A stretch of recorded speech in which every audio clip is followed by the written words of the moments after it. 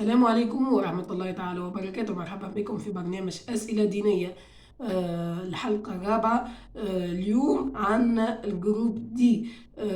خلينا نشوفوا الجروب دي شنو فيه. عنا محمد وإلياس.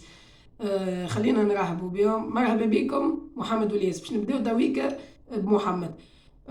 محمد مرحبا بك. مرحبا بكم على قناة MBC 8. مرحبا بكم في برنامج أسئلة دينية. اوكي. خلينا نبداو بالسؤال الأول.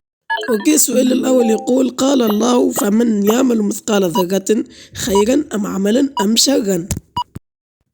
ظهر لي حسب سورة البقرة خيرا يرى معناتها. اوكي. اجابتك صحيحة محمد، الاجابة الاولى صحيحة. خلينا نمشيو للسؤال الثاني.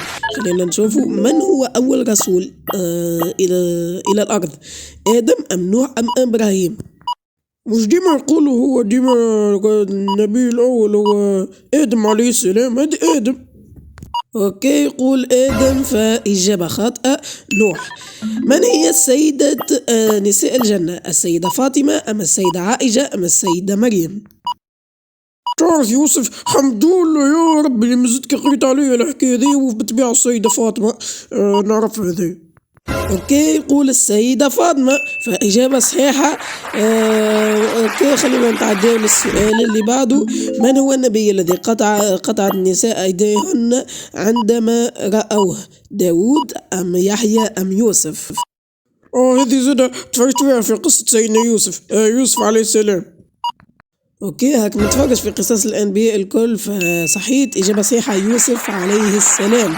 السؤال اللي بعده: ما الحيوان الذي حرم قتله، النملة ام الهدهد ام الضفدع عفوا.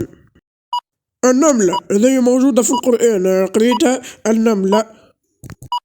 اوكي، اجابة صحيحة، وبالتالي ولي عندك في رصيدك محمد 5 نقاط، ما شاء الله. اوكي، مرحبا بك الياس. مرحبا بك. خلينا نبداو مع الياس في السؤال الأول. اوكي، ليه سؤالك الأول: بماذا ينادي العبد يوم القيامة، باسم أمه أم باسم أبيه أم باسمه فقط؟ شنو على بدايتها هاتي سؤال زي برشا يا يوسف، عاد باس. اوكي، عندك الحق، هذا سؤال صعيب، فتعدوا اللي بعده. من هو النبي الذي خلصه الله من ظلم فرعون؟ هذه عاد من قبل ما نخمم فيها، موسى عليه السلام. سهلة. هاك هبطنا لك في الليفل وسهلنا لك شوية، خاطر السؤال هذا يعني ما يتطرحش ديما، يعني سؤال أسطوري هذا، فإجابة صحيحة موسى عليه السلام. اوكي، خلينا نتعداو للسؤال اللي بعده. قال الله: يوم نقول لجهنم هل امتلأت وتقول هل من.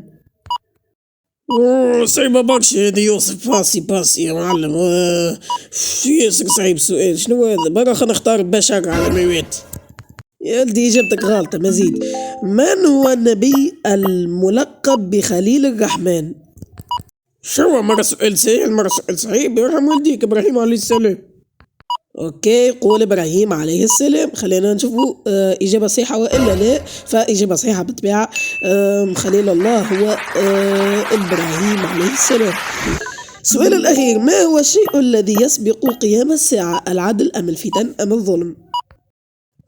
ظهر لي الفتن. اوكي، خلينا نشوفوا الاجابة شنية. خلينا نشوفوا.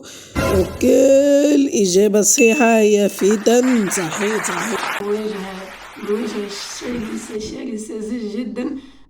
ف يعني النتيجة 5-4 لصالح محمد. هارد لك للياس، وإن شاء الله حظ أوفر ليه.